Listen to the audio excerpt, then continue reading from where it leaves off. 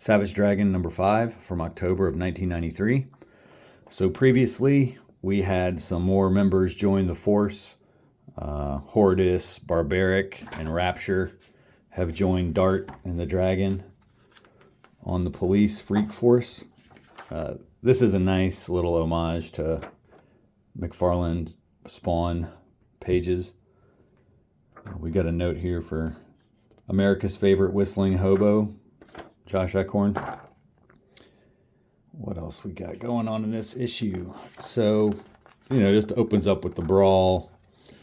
We see Mighty Man flying around in the background there. So now Dragon thinks he's going crazy, I guess. And here's the team. We got everybody. We got Barbaric, Horridus, Dart, Rapture, Dragon. I guess we're missing Ricochet because she was too young to join the team. There she is.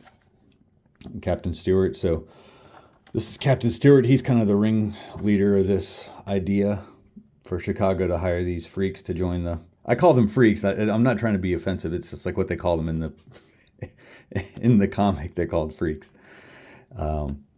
So Frank Darling, the man who talked the Dragon into joining the force, is having trouble. He's being blackmailed by a vicious circle, but nobody knows that yet. And Dart cannot use her darts anymore because she is being sued for excessive force from the last issue. And then we got Debbie's mom. Debbie was a girl who was killed at Dragon's apartment because her ex-boyfriend showed up knocking on the door trying to kill Dragon and instead killed her, shot her in the face, and then killed himself. Anyway, apparently the mother, this woman here, Debbie's mother, had a phone conversation with the killer 30 minutes before he showed up, or something like that. So she's being questioned by police and she's not happy. Overlord, leader of the Vicious Circle.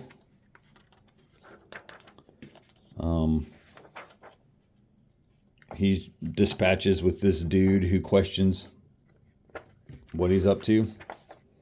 Then they have like a little Freak Force training session. Rapture almost gets killed, but Dragon saves her.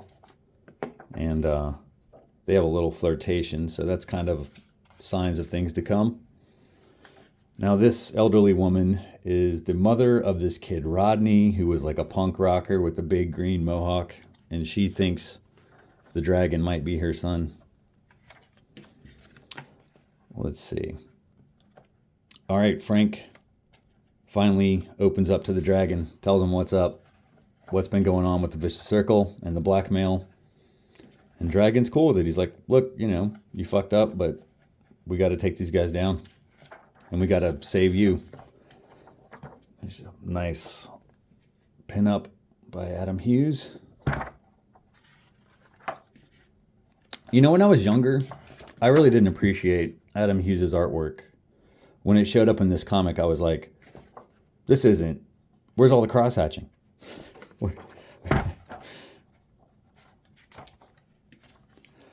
right, and then finally, now there's this team called the Annihilators who are a branch of the Vicious Circle, and they're trying to take over for themselves, led by Cyberface, who used to be like the second in command. And they're going to take on Freak Force in the next issue. Also have another Mighty Man. This is the second time they've done this gimmick where the character is kind of breaking out of the other cover. This is like a Mighty Man story where Mighty Man is hanging out with their roommate. This woman is like Mighty Man's roommate in real life. And we've had one of these backups before with Mighty Man. It's a pretty good shot.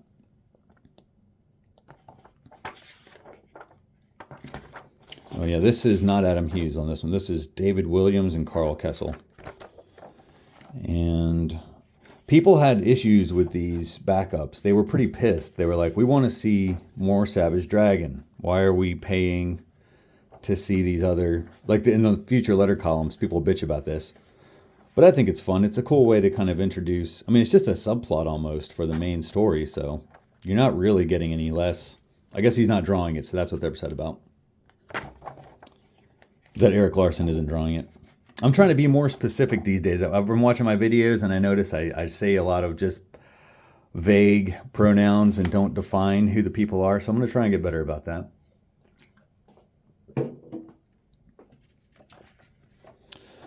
We got another ad for Freak Force #1, and we have another Fanatics. Nothing really noteworthy here, except for the first. I mean, it's a longer one. That's actually pretty noteworthy. These letters pages can sometimes take up, 5 pages or something. Sometimes they're pretty lengthy.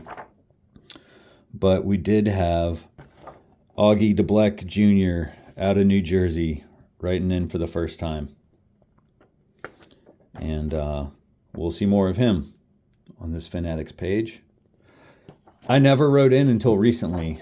I can't remember my first. I've had them published before, but it's very recently that's happened for me. All right, so that's Savage Dragon #5, and we'll see what happens with that fight in issue 6.